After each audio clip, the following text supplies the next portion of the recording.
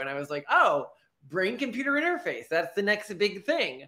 And I really invested my early career in brain-computer interface. It's what I did my thesis on in college.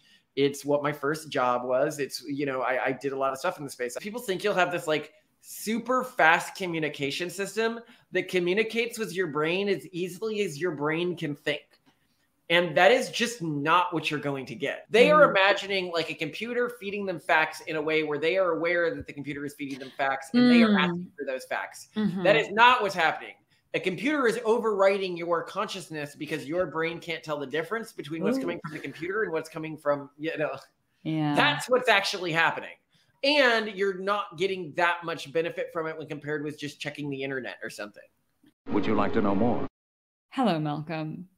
Hello, Simone. I am excited for this topic because it involves my old job and my actual specialization.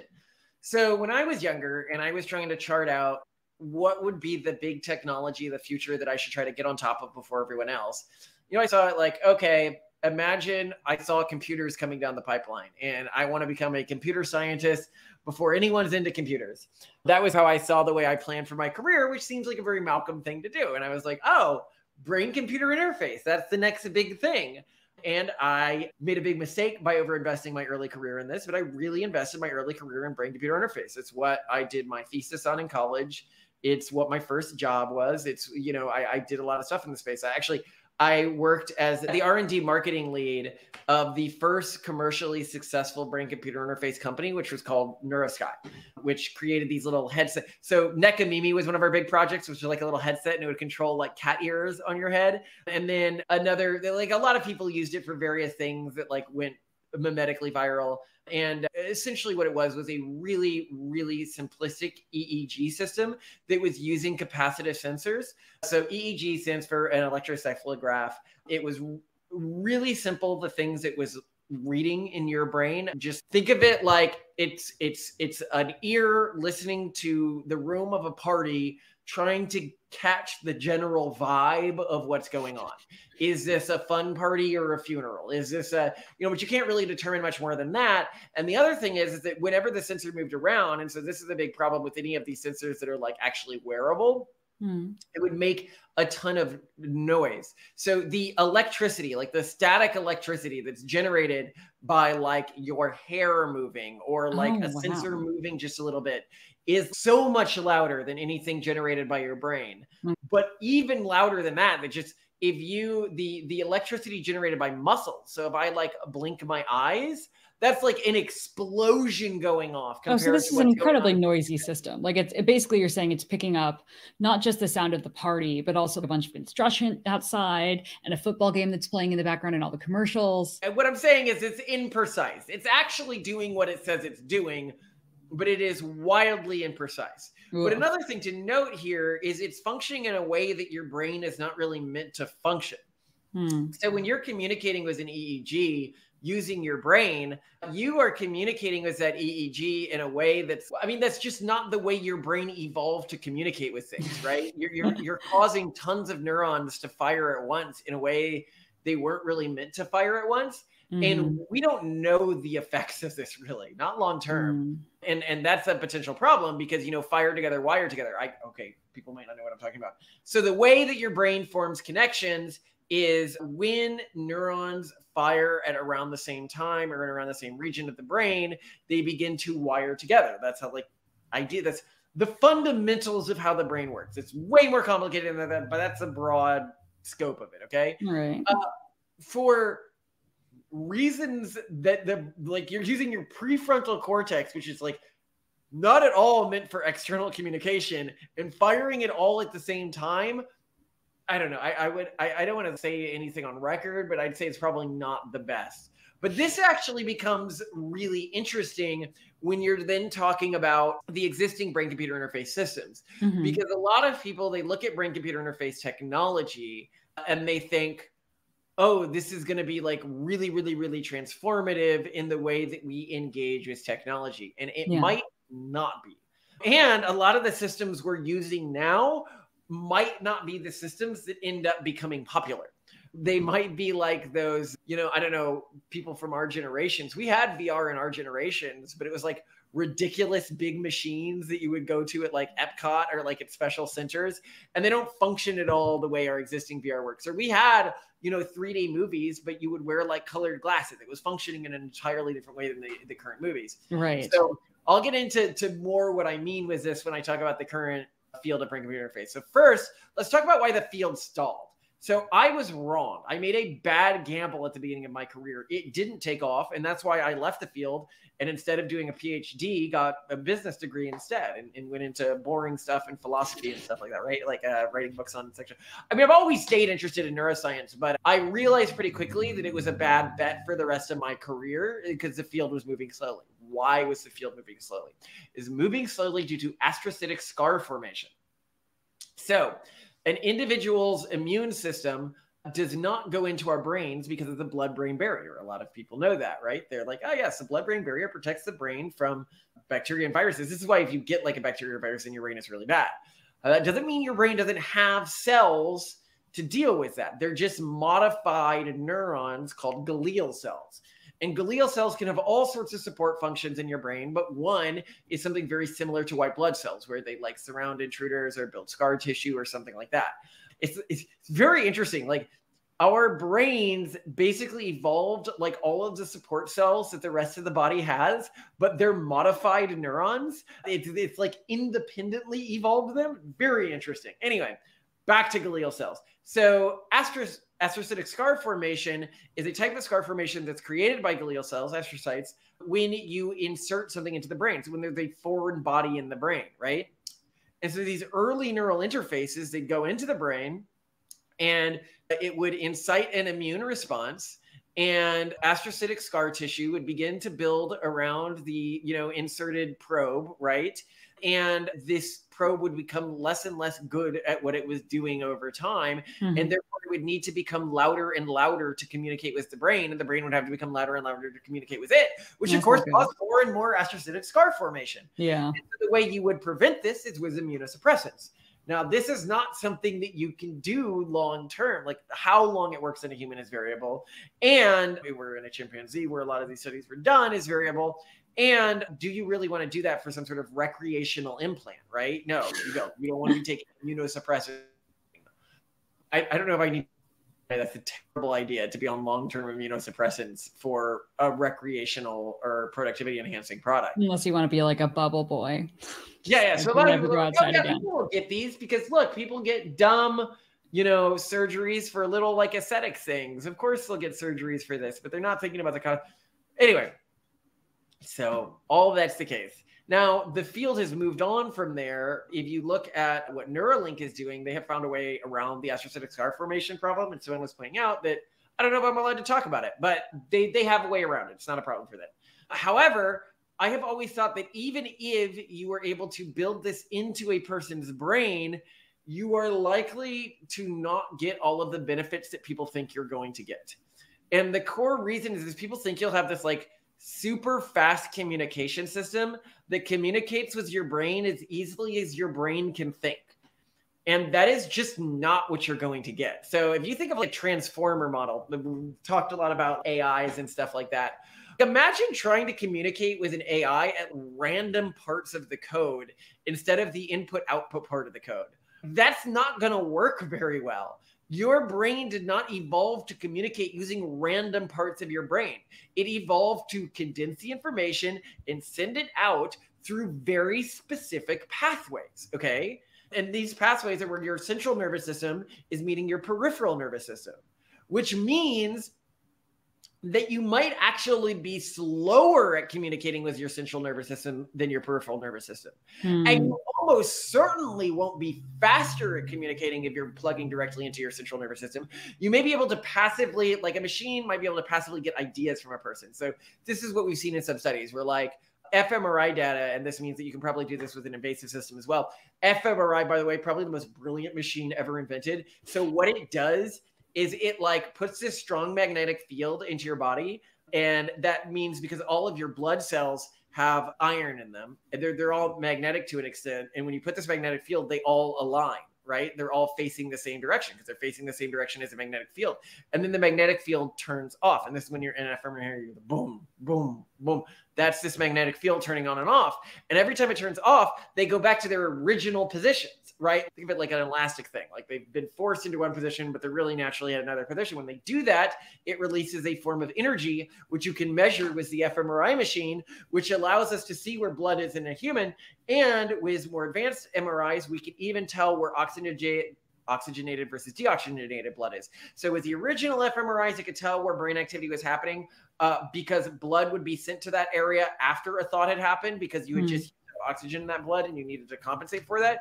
But the modern fMRI machines, fMRI meaning functional magnetic resonance imaging, is doing it real time. MRIs are doing it like a picture. Anyway, we can actually see the brain beginning to take the oxygen out, as it's using it to replenish the electromagnetic potential of action potentials in your brain.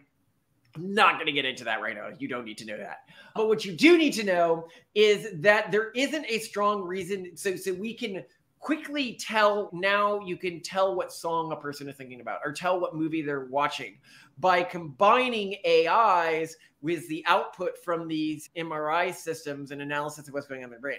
So you might be able to tell really quickly what they're thinking as like an AI or using this AI layer, but you're unable to be able to have this like bilateral communication. Bilateral communication will almost always be done better by a peripheral nervous system brain-computer interface, which is interesting because those systems have been stable for a really long time. Communicating directly with my peripheral nervous system is actually much easier to do because you're not dealing with that specific scar formation as much. And we've been able to do this with stuff like amputees and their arms and stuff for a while, like direct interfaces. So I don't know. The reason why those haven't taken off is because they're just not very good, which again, at like fast communication, which again leads me to believe we're just not going to get that much of a benefit in terms of communication speed from these systems. Now, there are ways we could be wrong about this. So ECOG, which is like an EEG. EEG is this thing I was talking about that goes on the top of your head, except it goes under your skull and over your dura mater, which means that you're not getting the low pass filter that your skull is acting as. So what's a low pass filter? Basically means only low frequency waves can get through it. Low frequency waves are very imprecise and if you're talking about targeting. So anyway, so I'm boring you. What do you want to ask? What does this mean functionally? Like right now I'm reading things like now's the ultimate time to be in neuroscience. AI changes everything. What do you expect we're going to see in the next 10 to 50 years in terms of what brain-computer interface will enable? Either from, I don't know, computers being able to see what we're thinking, to like us using this in therapeutic technologies, to us using this for entertainment. Like, where do you think this is going to end up? Are humans going to get chipped? Are we going to be able to just think and then, okay, so tell me, what do you see? Answer, right? People are just so people in the industry. So I'm one of the few people that has no stake in the industry, but actually understands all the technology. And so most people in the industry, they need to tell you for their sake of their job that we can do this. Yeah. But I don't think that it's doable. And I don't think it'll give us that much of an advantage. And I don't think that we're going in that direction as a species. I think you could genetically modify human brains to be more compatible with these systems. That's interesting. Like there was some great stuff that was done that showed that we could use bioluminescence and actually create neurons that release bioluminescence when they have an action potential, which would allow them to communicate with these systems even better than existing neurons. So you can genetically modify future humans to better integrate with these systems, which is something I guess we could do with our kids if we were going to CRISPR them with like jellyfish DNA. But again, the efficiency gains are just, I don't think that high. I think that max, you may be able to communicate with a computer 50% faster than you can type, but not much more than that. And I do think that a computer might be able to get a faster shot of what you're thinking, but you are not going to be able to intentionally communicate with the computer much faster. And this is the big problem. Do you really want your computer to have a better understanding of what you're thinking, like an advanced AI, but not what you want the computer to know you're thinking? Well, but isn't this cool? Because couldn't this mean that instead of being tortured, people will just be scanned for information? Yeah, could be. Well, and another thing to remember, and this is really important, and we talk about this in our You're Probably Not Sentient video, which I'd strongly suggest you watch. It's one of my favorite videos I've ever made. Really high praise for this video, is that humans essentially will pretend their brain is very good at pretending that it consciously came up with any idea, whether or not they consciously came up with it. Right. So you can induce an idea to people by doing these experiments where, you are like, oh, which girl do you find most attractive? And then you're like, oh, you do a little sleight of hand and you go, why did you find this girl most attractive? But it wasn't the girl they picked.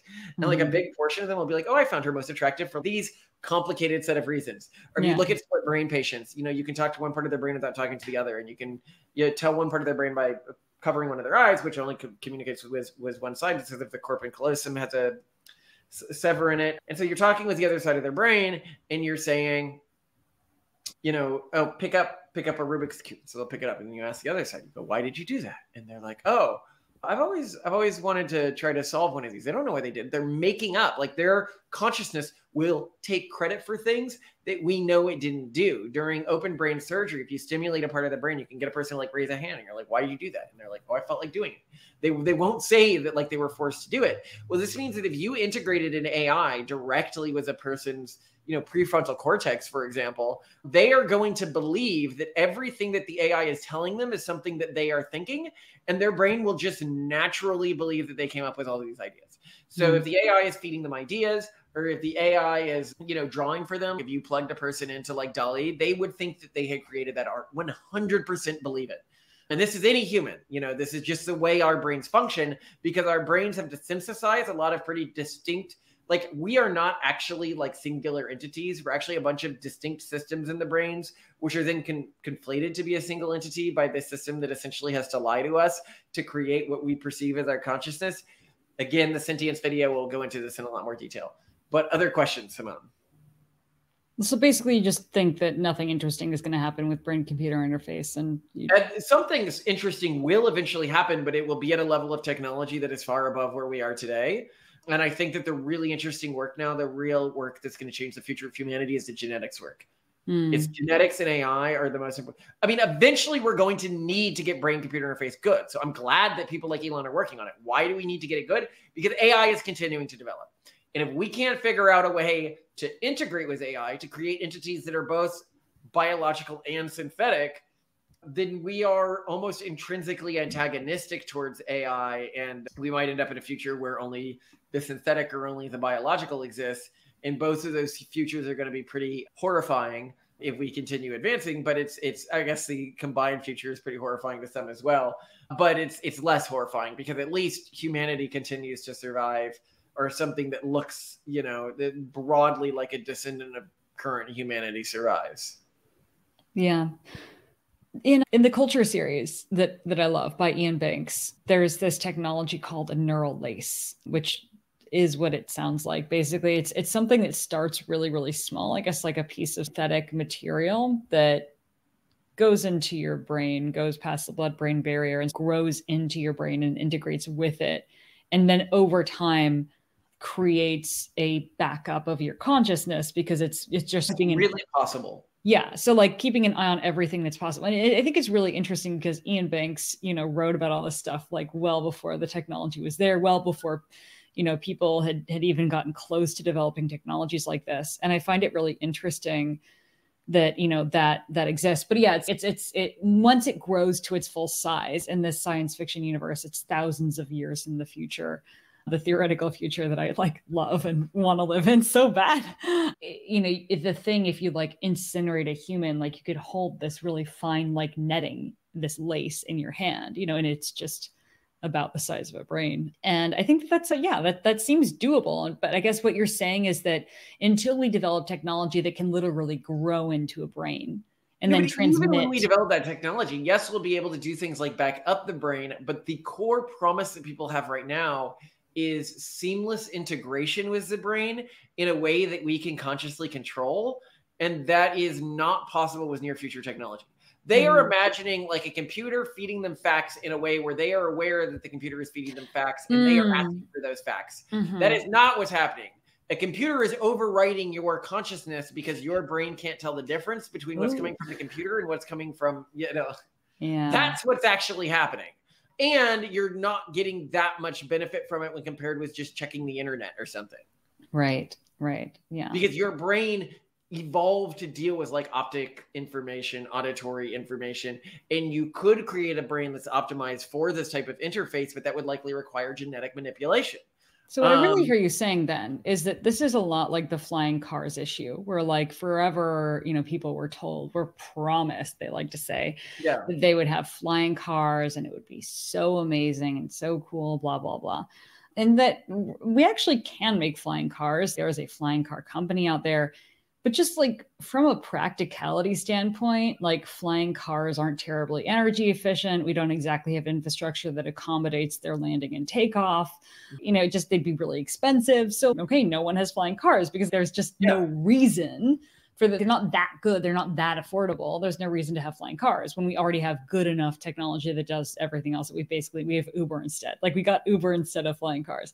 So you're saying that this is roughly the same. But theoretically we could do it, but its actual utility, given what we're going to be able to achieve and given the cost, is going to be pretty limited, right? And it's just going to be another flying car. Eventually, it'll be an important part of where our species goes. The crucial part. It's just not one of the technologies to be watching right now. And I really eventually humans will primarily travel in flying vehicles. I absolutely believe that to be the case when we are like an interstellar species, right? And when human cities may look different and stuff like that, right? Yeah. But there's no reason for us to do it with current levels of technology. And I really appreciate how smart you are and how good you are at communicating this stuff. I'm not the one who just explained in great detail the problems of neuroscience. So let's put that back to you. And No. I'm sure you could explain something to me. What did you get your degree in? Business and technology policy. That, it's not that. Why did I allow that? I'm joking. I harass her at undergrad in business. I'm like, that is not a big brain thing to do. It was my point of shame. Yeah, but I think that you also... Hey, but I screwed up too. I got a pointless degree, but it makes me look smart. It helps with this sort of narrative of Malcolm's a smart guy, even if he doesn't. Yeah, you had told me that list the top degrees that are often taken by high-class students at universities. When it was philosophy and neuroscience. No, right? it is true. Students from the higher socioeconomic backgrounds, they disproportionately take that. You noticed that at university, that of the students that were getting those degrees, a lot of them because they're seen as high status degrees. It was in certain groups. It wasn't philosophy. It was actually specifically you would get a degree in classics. Was one that drew a lot, right? Which was almost a flex because of how pointless it was. Yeah. Or art history, which was also a flex because of how pointless it was. Yeah. Or if they went into the biological fields, it was typically neuroscience or genetics. And that was a flex because of how technically difficult it was. Oh, but genetics is what we'd actually be thrilled that our kids got into, for sure. Yeah. So well, I love you, Simone. So let's make these kids high status individuals. Yeah. Well, status in the future is going to be super interesting. So there's also an interesting thing about neuroscience degrees, and this is something I noticed in my department, which I tell people to go look at. They were disproportionately the most attractive people in the biology or psychology schools. So if you're looking for someone that's hot, go onto LinkedIn, check has a graduate degree in neuroscience, and then you don't even need to look at their picture. You're like, no. Yeah, women with degrees in neuroscience. Now, this might be because attractiveness correlates with intelligence, and so that's what's causing it. But I don't know. But yeah, if you were to look around our biology or psychology classes, and you're like, okay, who are the top 10 hottest women? They were almost all in the neuroscience class. Oh, good night. Well, I love it. And I love you. Anyway, have a fun one. You too, Malcolm.